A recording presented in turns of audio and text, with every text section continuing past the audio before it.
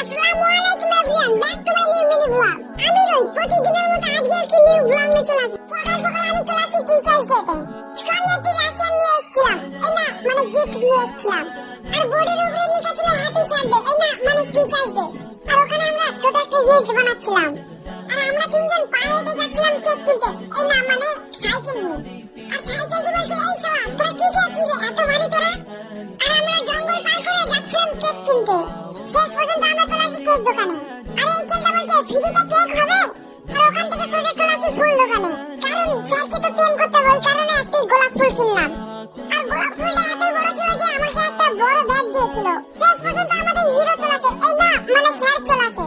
আর sir যখনই cake কাটতে গেল তখনই স্যারকে সবাই স্প্রে দিয়ে ভর্তি করে দেয়। শেষ পর্যন্ত কেকের ফাইনাল লুক ছিল ঠিক এমন। আমাদের স্যারের মনে এত ভালো যে সবাইকে 1 টাকা 2 টাকা করে দান করতেছিল, আর সবাইকে 1 টাকা 2 টাকা করে দিচ্ছিল স্যার।